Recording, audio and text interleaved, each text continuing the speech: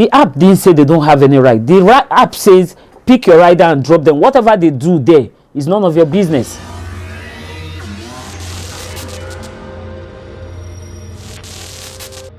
My name is Nkechi Toluwani Abiola. I am a mother of 5 girls and a boy. I do fashion. I'm an NC holder. I teach on the primary level, although I don't do that anymore. I drive on the e-hailing platform as a side hustle. I started driving in 2018. There are some situations surrounding my family that prompted me to even think about this. I started driving when I saw the potentials to make money. Because at that point, when my marriage was having issue, you know how it is now. Because we're no longer together, the man will stop doing one thing or the other for you. And at that point, I was like, I need to do something to help me so that I can take care of myself. I don't need to look up to anyone. I don't need to go and sell my body, because I'm no longer in my marriage. I don't need to do all that. I need to think outside the box. So at that point, I heard about this e-hailing stuff, and people were talking about it. And I began to make inquiry. That I want to know more about this e-hailing stuff, picking people, taking them from one point to the other and getting paid for it. So I went deeper and I got a lot of informations, and I started making myself, before you go into e-hailing, you must have your driver's license, you must have a good phone. So I started making all this preparation to make sure I meet up to the standard. Most men don't really approve their women to go into this business. I don't really know why. I'm still trying to find out, to know the reason why they don't want to support, especially a man that feels, I can take care of my wife, I can take care of my kids. They don't want to see any reason why you want to go into driving. Now, presently, the men that permitted their wives to go into this business, most of them are having challenges, financial challenges. That is the men that permit, most of them, not all of them, they are having challenges. So if their wife now comes up with a solution, let me be driving, let me do this work, some of them accept it. Why? Because their wife is in the position to do it. She can drive, she has all it takes, so they permit her. But majority of the men, like the responses I get from some women that have been trying to bring into the business, they'll be like, okay, let me go discuss with my husband. I just pray he permits me. And at the end of the day, they come back saying, he said no. He said I shouldn't not. I said, but why? They said he just said no, that he can't have his wife driving while he can take care of his family, that it will look like an eyesore to him. What will his friends say? What will his family say that his wife is a taxi driver? There is money in this business. There's money in this business. You see, there is nothing like business you do on a daily basis and you get daily income. So if I say there is money, I'm not saying the whole money is in this business, but there is money. At least you will be comfortable. You will be able to meet your needs, your immediate needs. I would say men make more money. Men make more money in this business. Why? Because, like I said earlier, I don't encourage women to do this business full time. I always encourage them to see driving as a side hustle. So they make more money. It's just that they can't account for this money. Most of the men cannot account for the money, but the little one the women are making, they are able to account for it. Because women will always be women. They are home builders. And the strategy to increase, to build a home, they know it. So they don't spend, they don't squander. The little they make, they keep, and they use it productively. So fine, men make more money than women in this business, but women, they utilize this money better than the men. Well, for myself, no. And each time I give this response, people will be like, why? Is it that you feel, I used to tell them, I said, I don't know. When you come into my car, the way I carry myself like a mom, a mother.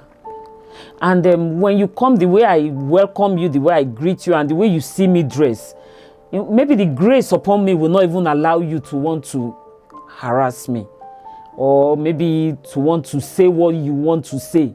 You won't be able to say it because of the way I carry myself. So I've never been sexually harassed in any way. But it doesn't mean women don't get sexually harassed. In fact, I have a lot of beautiful young ladies, pretty ladies in the group, and they get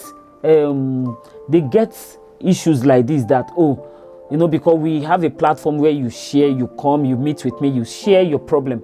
So they get sexually harassed on so many occasions. Now, there are times, naturally, a man is always attracted to a woman. So it's something natural. Even if you're not a taxi driver or whatever, you will still get advances from men.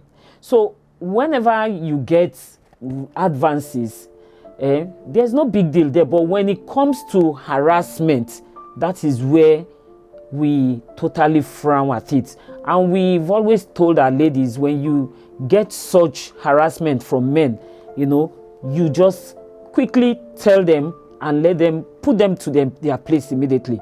Let them know you're a professional driver and you're not caught in for such. Well, this question, so many people have asked me this question, and I told them that even apart from doing this job, the security situation of the country itself is alarming. You understand? There's so much insecurity everywhere. So let's not capitalize on this job. You understand? Before the e-hailing came, we have taxi drivers, bus drivers, and the risk factor is not just based on we alone doing e-hailing. Now, there's tendency of exposing ourselves to the unknown. That's the greatest. We expose ourselves to the unknown. We don't know who is coming. The app is connecting you with a total stranger. So we are just open to all form of hazards. It might be kidnapping, it might be robbery, it might be sexual harassment, it might be anything. So we are open to it. And to reduce these hazards, don't work at night. I tell my ladies, don't work too early in the morning. Then don't be comfortable. If your riders are all men, don't be comfortable with it. You have the right to tell the app that, look, I'm not comfortable because they are all men and I just don't like the way they look. You can cancel.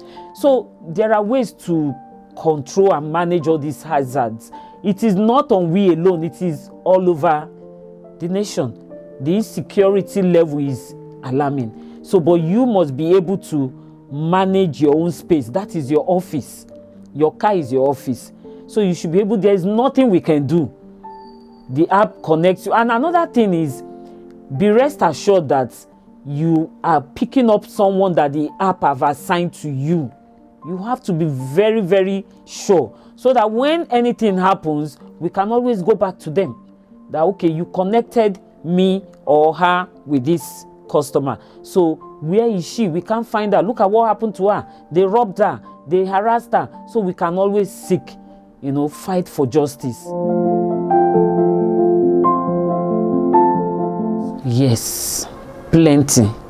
When you talk about customers for clients, I've gotten so many, because we come in contact with so many people. It is an avenue to showcase what you do. That's what I tell the ladies. You have a side, you have a business you do. Now you're driving on Uber, you pick different people every day. You give them you introduce, like me, I talk about my business a lot. I talk about my fashion outfit.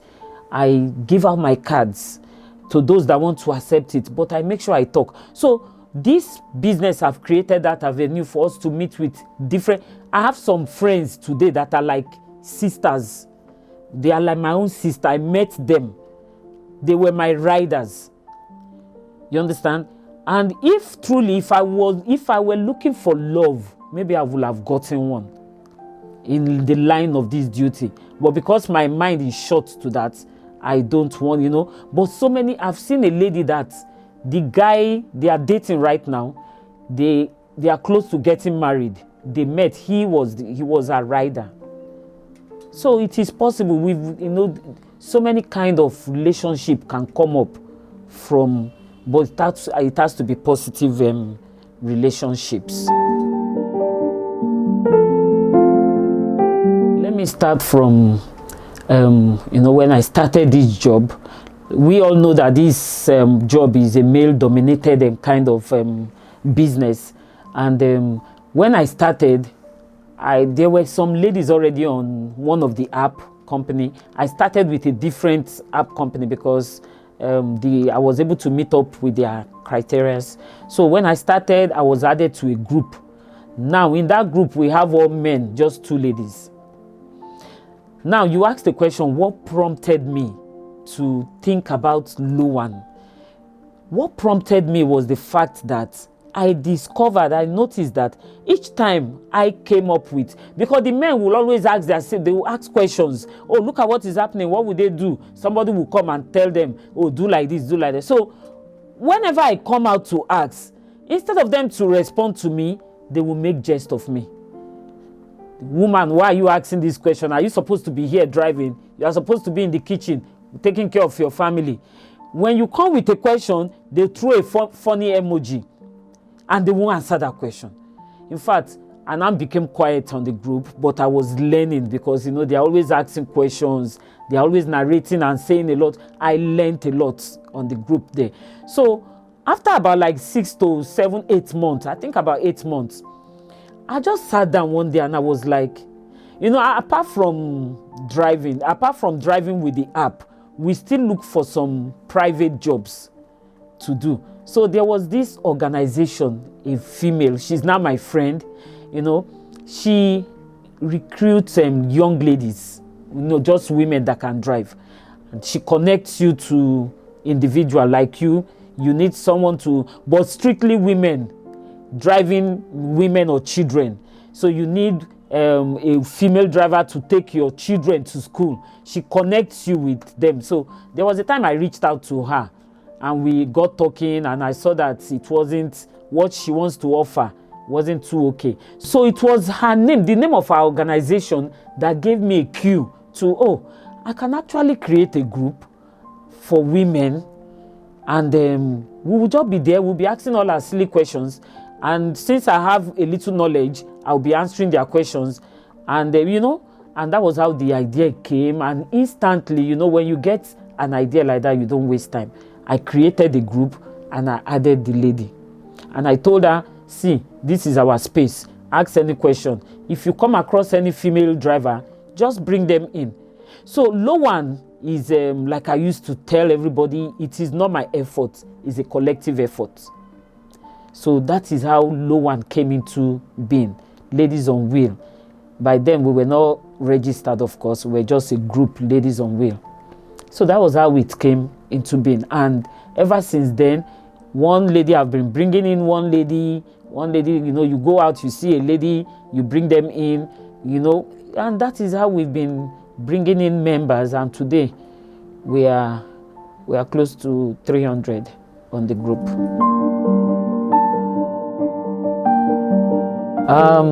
2021. LOWAN is just, we were 1 year old. No, 2020, we were a year old in 2021. December 2021, we were a year old. So this December, LOWAN is going to be 2 years old. But the group has been in existence since 2018. Okay, since LOWAN came into existence, in fact, we've had more achievements than challenges, more achievement, because like I said, LOWAN is a community that comprises of female e-hailing drivers. Now, we've been able to, the knowledge, we've been able to equip our ladies. We know better, we know more. It is not like when we were scattered and we don't have informations. But because we are together as a body, we get a lot of informations. And apart from that, we've been able to get listening here or something like that from the government. For instance, one of such supports was during the pandemic. Ladies on Wheel, very young, I think we were just 6 months old then, as in registered. We were part of the survival fund relief. They gave our women some money, to support us, because that period we were not working, everybody was just indoors. So apart from that, the government have extended hands to train our women, to organize seminars that will enlighten them on safety on the road. So those supports are huge to us. For a young association that is just coming, getting such support from the government says a lot. The Ministry of Transportation too, they are there. They've welcomed us. We've gone for courtesy visits. They welcomed us and they are glad to assist us in any way. So the same thing with some corporate bodies, like I said, they helped us with cars for our ladies. They gave us cars. And today, many of our ladies can boast of owning a car because of such gestures. And we have some other people, some banks that are coming in, they are showing us support. So it's been awesome. Ladies on Wheel is still crawling, but we have people supporting us, helping us, till we can stand on our feet. Wow. I see LOWAN outside the shores of this country. Because why I said so is because some of our ladies that started with us, they've actually relocated. And outside there, you see them coming and saying, Mama, when do we start something here? When do we? So it is one of my visions. In 5 years' time, I see LOWAN outside the shores of this country. And I see LOWAN empowering as many women as possible. Because if we are able to meet our needs, driving, there are some women there that don't know how to drive. So we can empower them. LOWAN can empower women out there. So I see LOWAN achieving so much, not just being in an association and benefiting from the government. We also want to empower women. We want to be able to give back to the society. So I see LOWAN going places. I see LOWAN as an household name. When you talk about female driving, LOWAN will come to your mind. Oh, yes. I said it in the beginning that we need more of this. Babes on Wheel, is a program, the program is to showcase female that are into driving. Now, LOWAN is an association that comprises of women that drives. Through Babes on Wheel, I never can say who can hear me. And people that have been thinking, there are some ladies there that have been thinking that what can they do? Some have been thinking of joining this driving business, but they don't really know anything about it. But with an avenue like this, they get to hear us. With an avenue like this, they get to listen to not just one lady, but different ladies. They get to share their stories.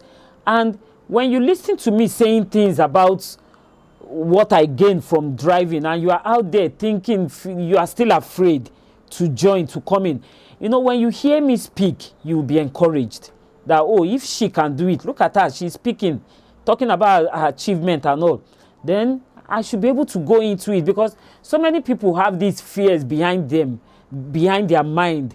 But when they hear you come out and you talk about it, through your avenue, through Babes on Wheel, of course, it gives them hope and it makes them want to, take it up and start doing something. Maybe go learn how to drive or start practicing to get perfect.